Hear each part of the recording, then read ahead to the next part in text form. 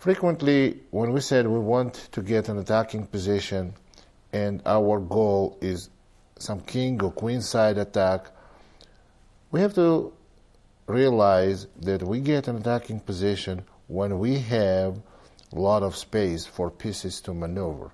So we need activity of the pieces, and pieces become active when they have enough space. So the space is the answer to some of those questions. How do we get active pieces, and how do we build an attack on opponent's position? So let's look at some games. The first game I want to start with was played by one of the best players in the history of this game, Efim Geller. It was played in 1986. He was not a spring chicken anymore, but he was still quite good, and his chess understanding was always, to the last days of his life, were on highest level. So this game, e4, c5, Sicilian defense, knight f3, e6, d4, cd, knight takes d4, knight c6, knight c3, a6. Now, it seems like it's a Paulsen variation of Sicilian, but it may be transposing, as it did in this game, to regular Scheveningen. Queen c7, castle with white, knight f6, and bishop e3. Now, this position is been played thousands of times, and the main move in this position is bishop to b4, creating pressure on central e4 pawn, attacking knight, and then white would play knight a4, and there are countless number of games were played with this variation. However, black in this position played bishop e7, and after f4, d6, game transposed into regular Scheveningen position, Scheveningen variation of Sicilian.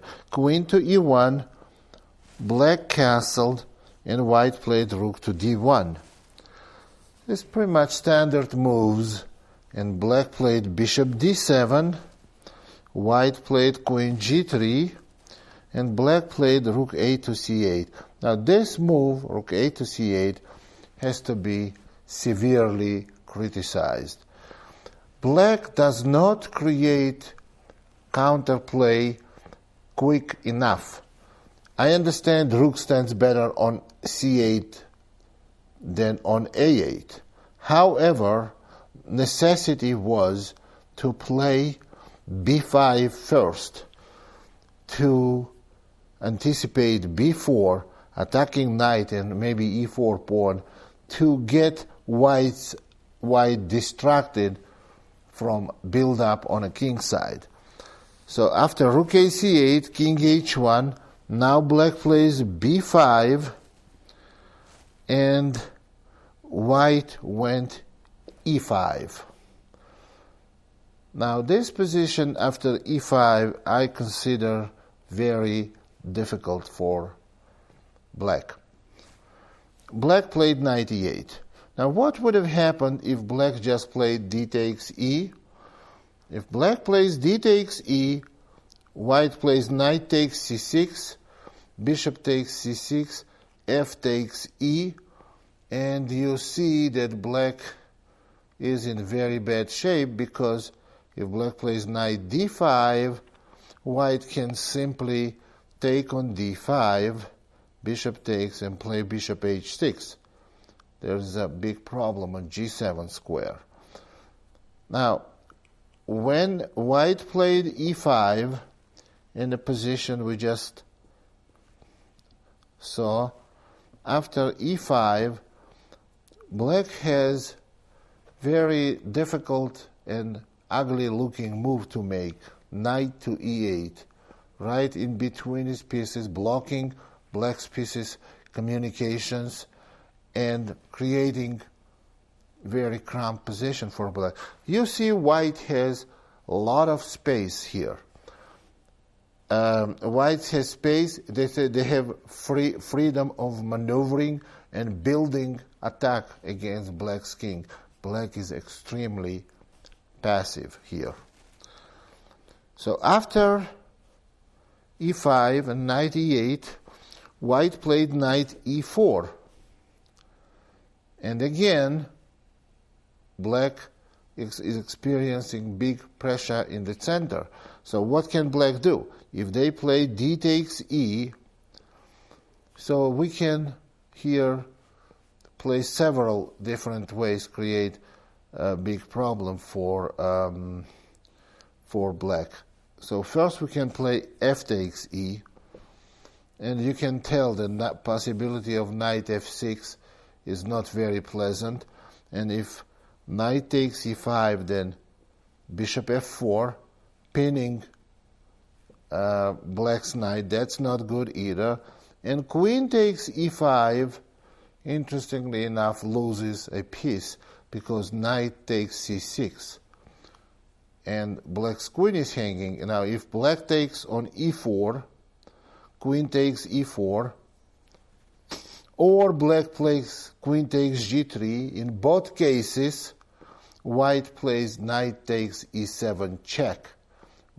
And they will end up having serious material advantage.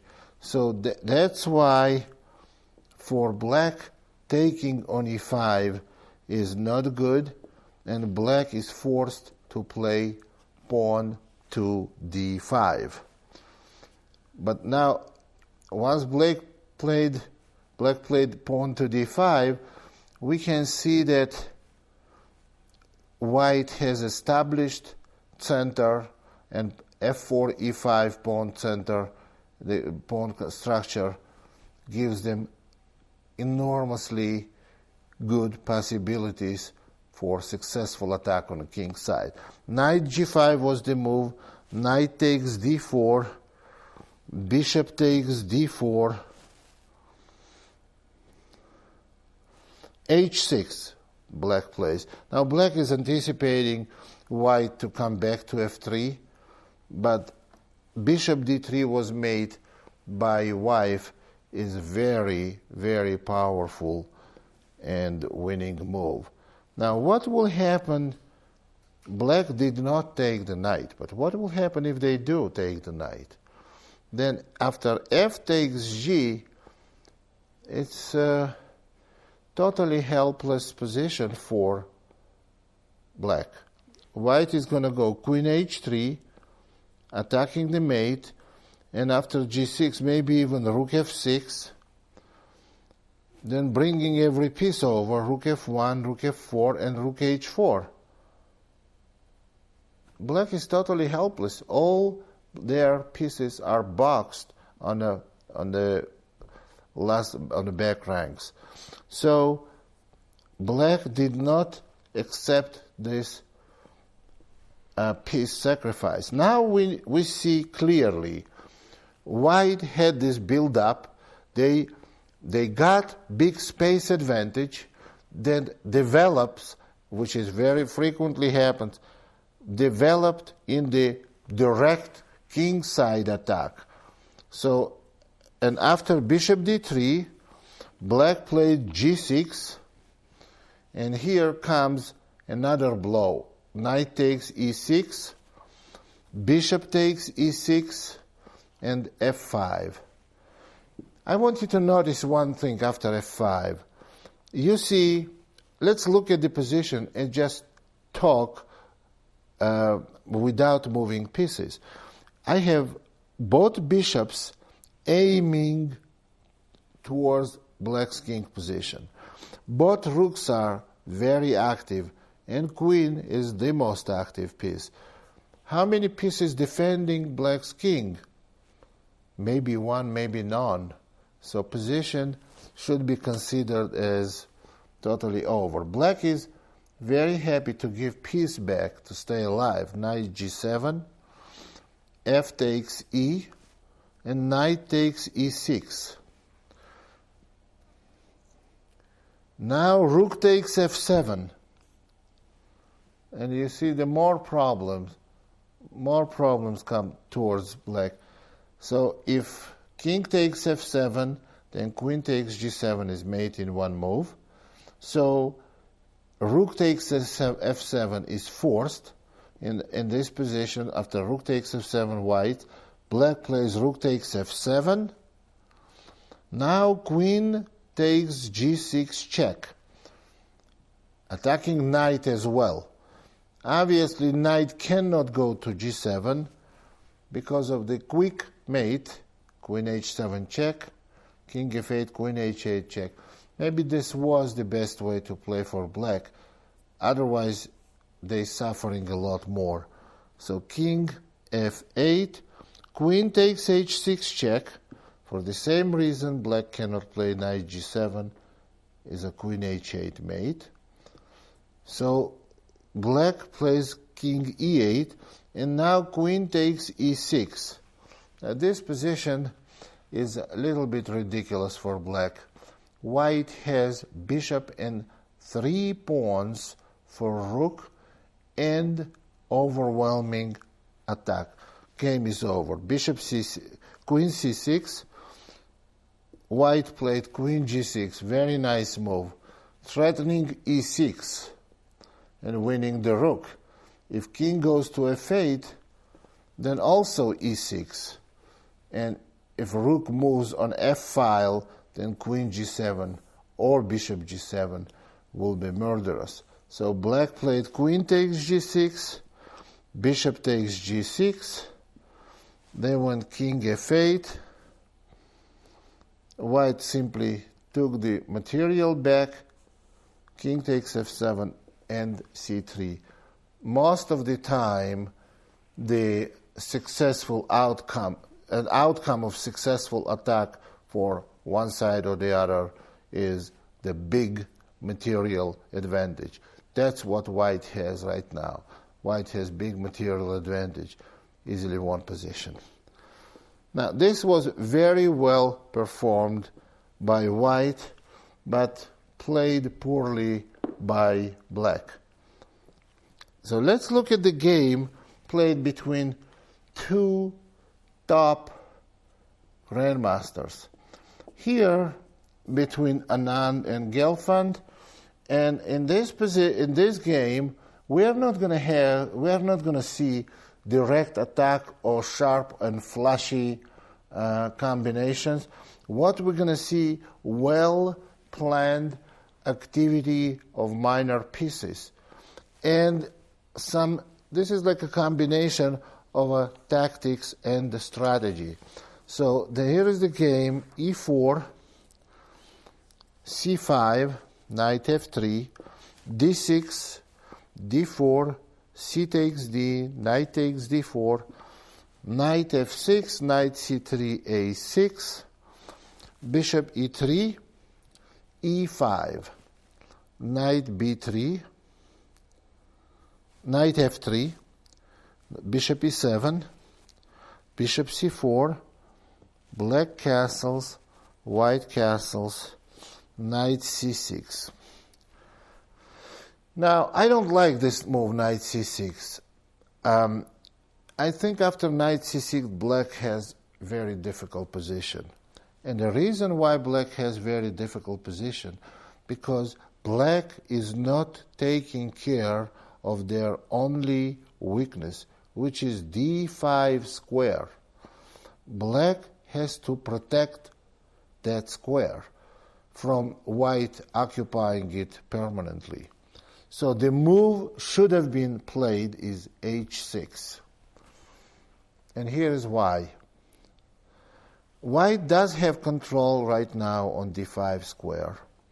But if white allows, after knight c6, the way it happened in a game, black allows white to play bishop g5 and exchange the only piece of black's that keeps an eye on d5 square, then black will dominate d5 square, and that's the only available square in the center of the board. And they can dominate like 3/4 of a board. That's exactly what happened in the game. Bishop g5, bishop e6. Black wants to exchange. Of course, white does not mind exchanging lot square bishops, but they don't want to take on e6 because that's when d5 weakness disappears, because black has a control on d5. So what white did, they played bishop b3, and after knight a5, bishop takes f6, bishop takes f6, and knight to d5. Now white established their minor piece on d5 square. But you know, I have to tell you something, that d5 square is good for white when you have, but now you have to create some play where you can use centralized knight. So by itself, weakness on d5 and white's knight on d5 is never going to win the game. You have to create play in the center and start opening positions, then knight on d5 will be valuable. So after knight d5, black played bishop g5 and king h1. This is like, now we're entering position with a slower maneuvering, and that's why the value of each tempo is not that high, is not that big value. So king h1, if you told me if I would have made this move, I would say no, probably I wouldn't. But you don't have to make this move, you can play queen e2 first. We are in the stage of slow maneuvering. King h1, bishop h6, and white played knight c3. Now what they want is they want to try if black is going to take on b3. Knight takes b3, pawn takes b3, and queen to b6 for black. Let's talk about this position. It's changed slightly. So black has two bishops. White has two knights. Ordinarily, two bishops, in big majority of the cases, better than two knights. But not in this position, because white has control on d5 square. Now, if we took bishop, put it on d7, and black pawn could go backwards and it was on e6, black would have had great position, big advantage, because they can activate both bishops, and black's knights, they do not have permanent outposts. This is very, very important. With pawn on e6, black is better. With pawn on e5 and bishop on e6, white is better. Now white goes king g1. That shows that king h1 wasn't a very powerful idea. But you know, white can afford it. Position is kind of closed. There is no counterplay expected for black. So winning one or two, losing one or two tempos is not going to be decisive here. King g1. So after knight c3, knight takes b3, queen b6, king g1, and queen d3. Actually, black's move rook c8, queen d3, and now rook c6. Queen e2, white is again just maneuvering there.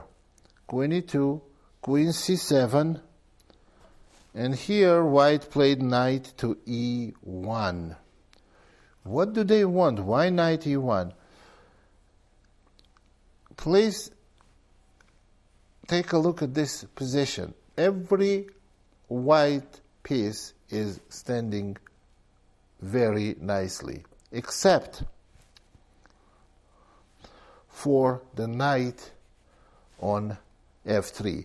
Knight on f3 is not greatly placed.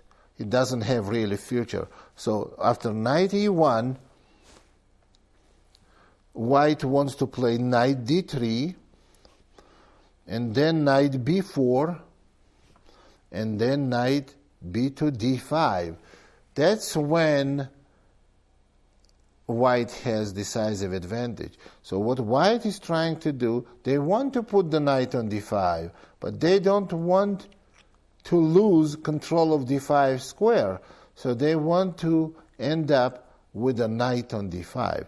After knight e1, black has to do something, so they create counterplay. f5, knight d3, and they try to open position. fe, queen takes e4, maintaining the control of central squares. Queen f7, white went queen e2, queen g6, and white went f3. Bishop f5, and knight to b4.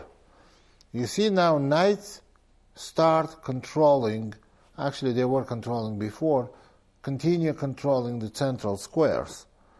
Knight b4, rook c7, knight b d5, rook cf7, now black doubled on f-file, and knight to e4. Now this is the best knights you can have in your stables. So knight on d5, knight on e4, they are dominating pieces on the whole board. Try to count the number of squares they control around the center. It's almost every square. So after knight e4, black played bishop g5 and knight d to c3. Now the reason why they play knight d c3, they keep supporting the e4 knight and opening d-file, freeing d-file to play rook a1 to d1 and put more pressure on d6 pawn. Bishop e7. Now rook d1 was played.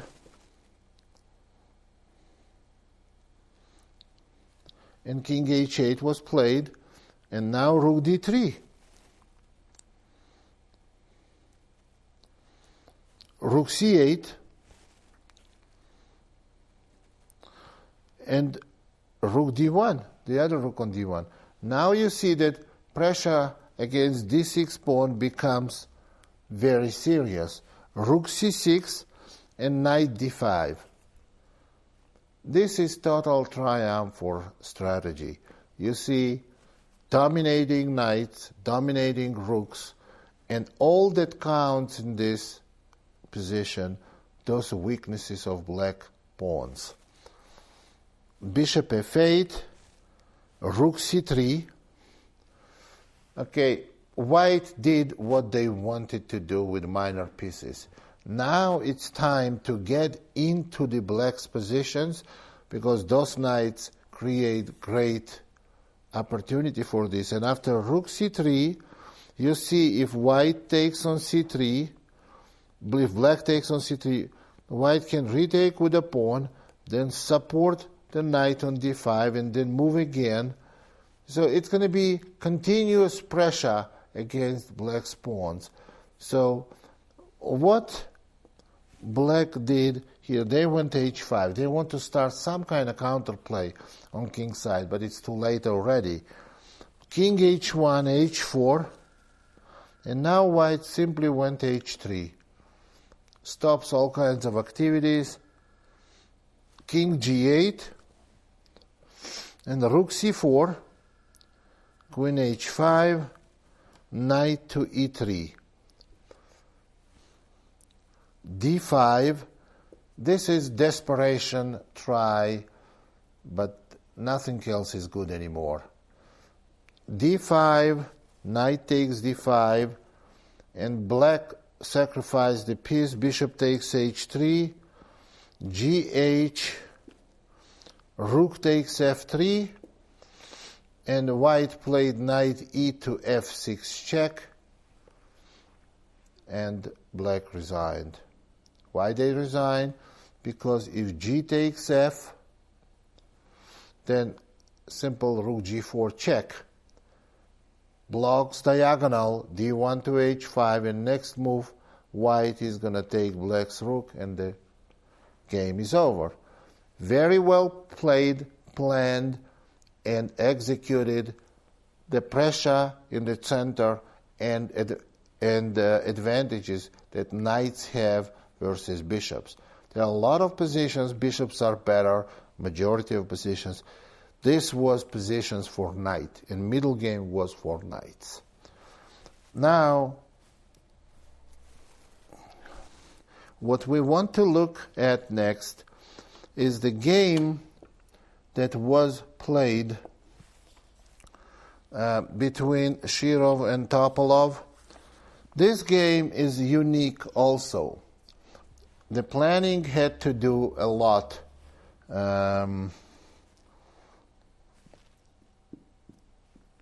about this game.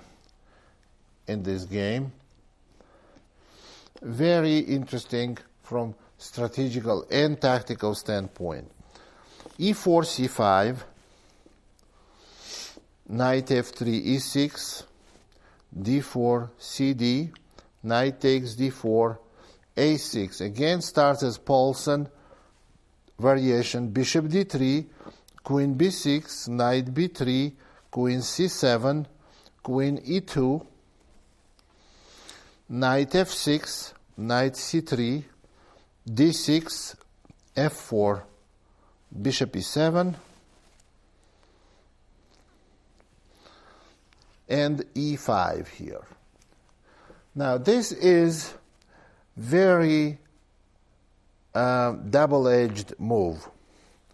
What I mean by that is this. This gives white certain advantage in a space. After d takes e, f takes e, and knight the f to d7. You can tell white has a lot of space advantage. But white has one more thing that they don't want to have. It's a big weakness on e5. So, bishop f4, knight c6, white castled, and knight d takes e5. This is one of those positions when you do have an extra pawn for black, but you pinned. So when you pinned, there is no easy way to get out of this pin. At the same time, there is no way for white to take immediate advantage of it. So let's see what developed here. This is like a positional sacrifice planned. This sacrifice was planned by white, and they get space for it. They have possibility, in case black castles, to have an attack on king's side.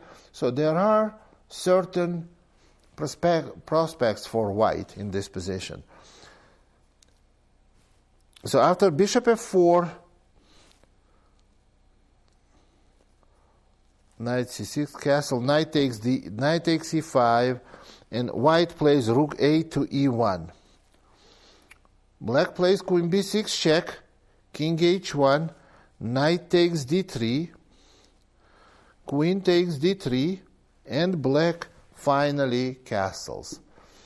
Now it's not that easy for white to attack on a king's side, because those central pawns are mobile, so black can play f6 and e5. It's not that easy to attack on king's side. White plays queen g3 and creating possible threat of bishop h6, attacking the g7 square. So black plays king h8, and here comes kind of unexpected treatment of position. It looks like by the aim of the pieces, everything says that white has to play on the king's side. And that's true. That's what white should do. Except, I said, when you have a plan, plan is very good. Bad plan is better than no plan. Good plan is better than bad plan. But if you have concrete win and some concrete solution of some tactical shot, that's better than both plans. So here, white has bishop c7 move. This has nothing to do with the planning, but it's some concrete approach to position. White attacks the queen that has only one square to go. Queen to a7. Now, white plays knight a4. And all of a sudden we see that there is a threat of knight b6 and trapping black rook on a8. After knight a4, black played f6. What white did here, they played bishop b6. Position was repeated once only. They just repeated only once. And white could have drawn, but they went knight b6. Now they are winning exchange, but this is not as easy. After knight b6, black goes e5, white takes the rook, and black takes the rook. Let's talk about this position. White has an extra exchange. They have rook for a bishop, but black has a pawn for it, so they have bishop and a pawn for rook, plus very potentially powerful pawn center for black, f6 and e5 pawn. If they start moving, black is going to have great compensation. One more thing, black would have been in a very good shape if they had their c8 bishop on b7, somehow like this, and they would have had also pressure on big diagonal. But it's white's move, and white has to act quickly. So black has two bishops advantage. White goes rook d1, and black goes rook e8. Here is what white has to do here. White does not have too many penetrating squares on the d file. So white has to, also black has two bishops advantage, so bishop d6 is a very useful move. They want to exchange dark square bishops, and if they do that, if they exchange dark square bishops, then if you take those off the board, then you see the rook can come to d6, then you can double rooks, and white will have serious advantage. It's just very natural reaction for black to play bishop d8, and they must keep white's pieces from penetrating black's position, and also keep their two bishops. Bishop d8, knight c5. Now, this is the piece, white's piece on b3, that is not very active. White is trying to get it into the game. Maybe knight e4 next move, and try to create some threats on king's side. b6, knight e4.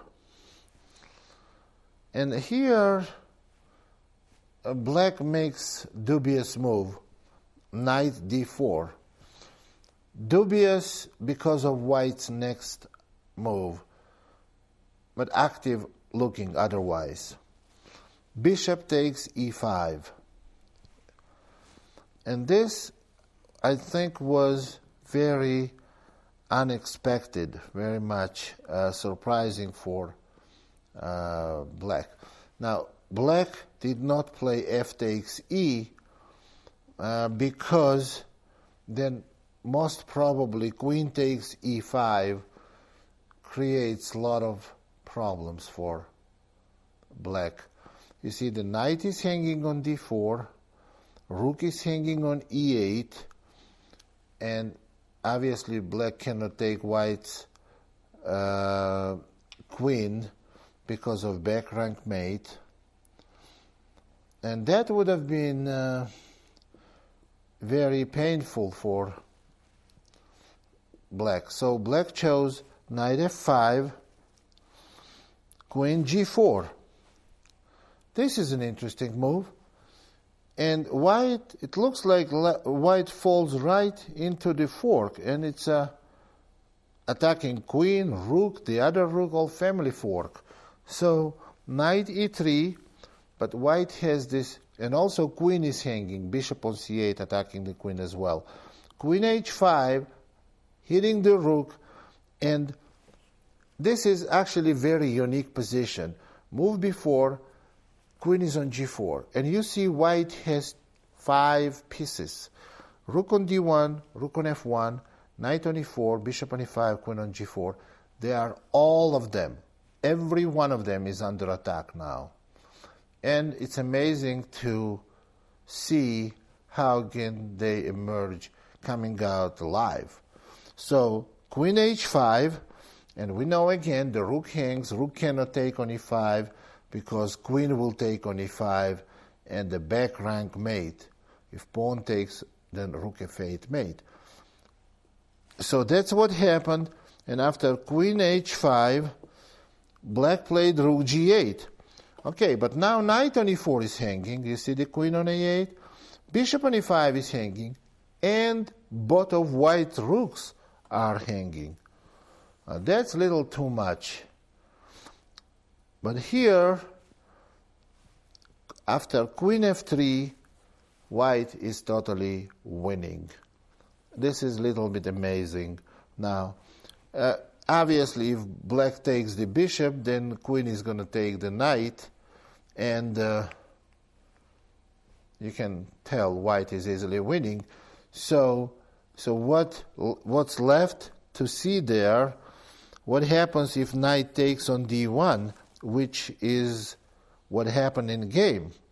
After knight takes to d1, white has this super powerful move, knight d6, attacking black's queen,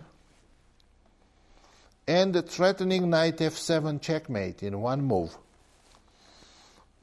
The move that black made was queen a7, because they have to save the queen. They cannot take white's queen because of knight f7 mate, and they have to stop mate. So queen a7 is the move. Now knight takes c8,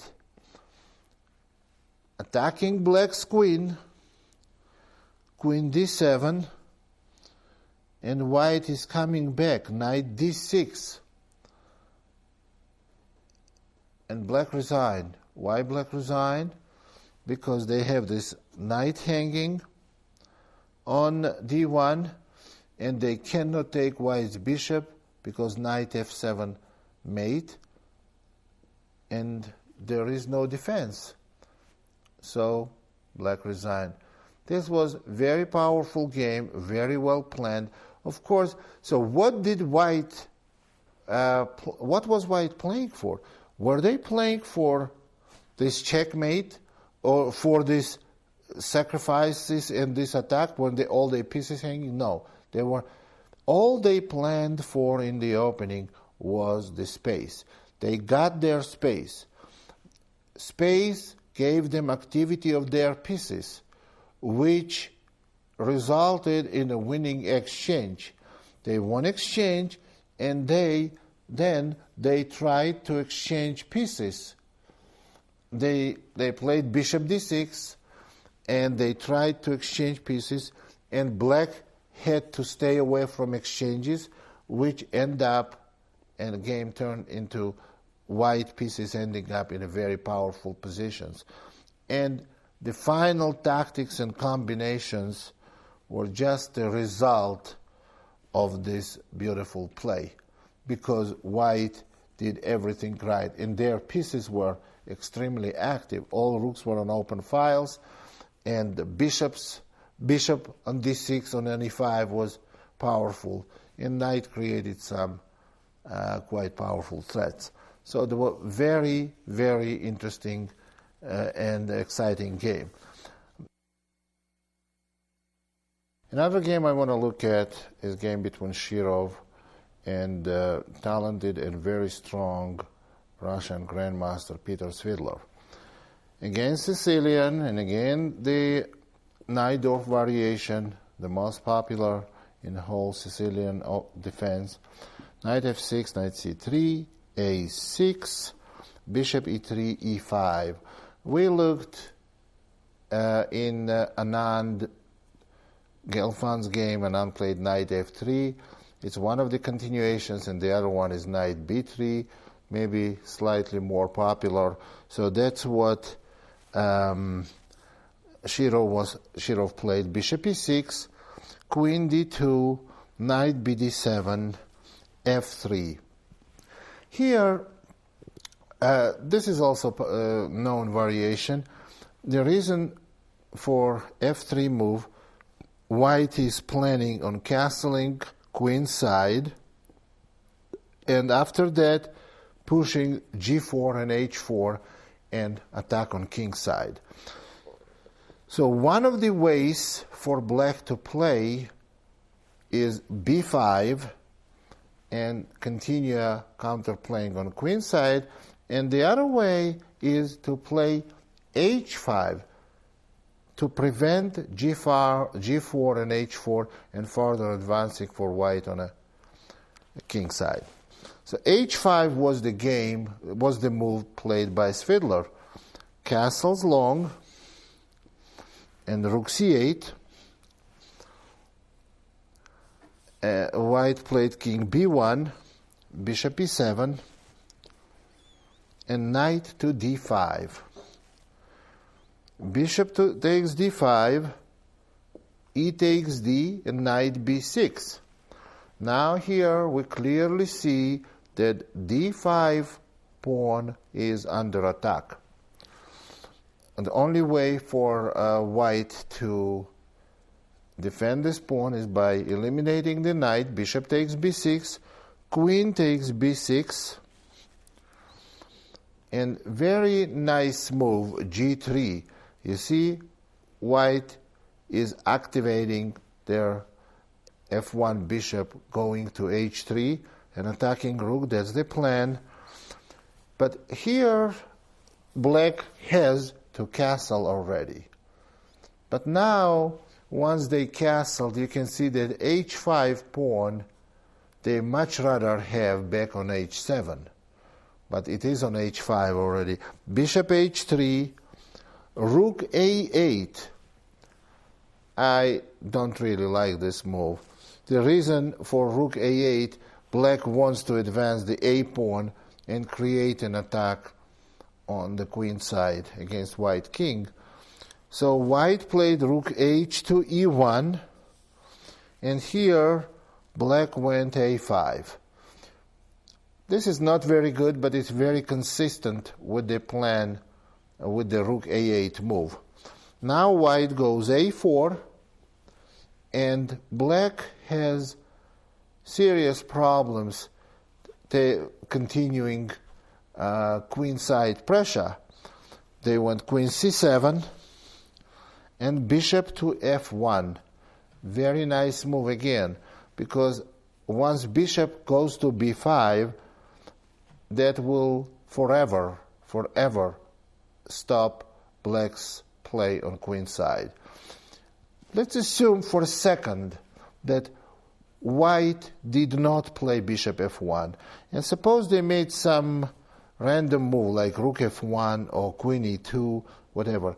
Black's idea in this position is to play b5 to sacrifice pawn, and if white takes, to go a4, kicking the knight on b3, and after knight c1, a3, and black has some attacking chances on queen side.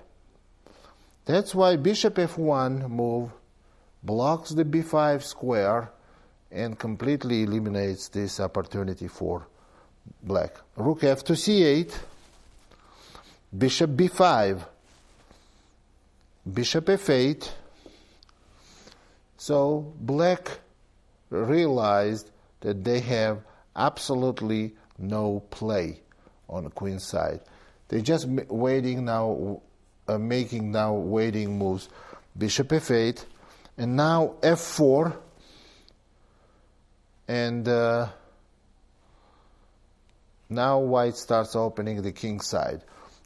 E takes f, g takes f. You see the G file is opened. Black's rook cannot go to E8 because of bishop on B5 controls the E8 square. White is totally dominating E file and about to start decisive attack on king side. Game did not go long from here. Queen to B6, rook to E2, knight to E8. White went F5. Now they're preparing to penetrate with the queen. Knight C7. And white went F6. And after F6 move, the game is totally decided because position, black cannot afford white taking on G7 and opening G file. So G6 is absolutely forced, but now bishop D7, rook D8. Notice for a second that all black's pieces are on the left side of the board, on the queen side. Nothing protects black's king side, so therefore they cannot survive much longer. Bishop to E6. This is one of those simple combinations that frequently decide the game once every position is ripe for final assault. Bishop E6, rook E8. Obviously, if F takes E, I think there is a big variety of winning continuations for white. One of them is simple D takes E, and pawns on F6 and E6 speak for themselves. Also, there is a possibility of going Queen G5 and create mating threats. So after Rook E8, white went Queen G5, and black immediately resigned. The threat is Queen takes G6 with mating threats, and if black plays Knight takes E6, then Pawn takes E6. I don't think this position needs any explanation. So black is lost. What happened here, black H5 move, in my opinion, is very dubious in the early stage of the game, because once black's attack stops, black has to castle somewhere, and this somewhere is only king side, and then position becomes very vulnerable. Very well played defense and attack by Shirov. When I say defense, I mean they stopped black's activities on a queen side. So based on those examples, we can come to certain conclusions. What you need for successful attack is the space. When you have good space management, your pieces become very active. You can activate your pieces. Of course, it's all general statements, but activity of your pieces may result in creation of attack. And attack has to be performed also on a proper level. Of course, it's a lot easier to say than to perform, but that's the way the game of chess goes. That's a very complicated game.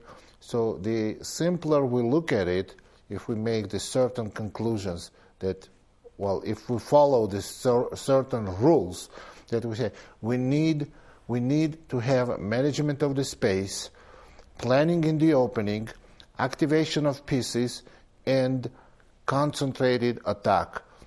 Well, of course, there's some defense has to be taken in consideration too, like in the examples we just saw, but just look at more and more of those examples. You can find those games, you can find games of good players, and get on the bottom of why they thought so, why they make these selections. most of the time, no matter how strong the players are, like over 90% of the time, the answers are very, very simple and very logical. So try to follow them, try to understand them, follow them, and that's how you're going to become a better player. Thank you very much, and good luck.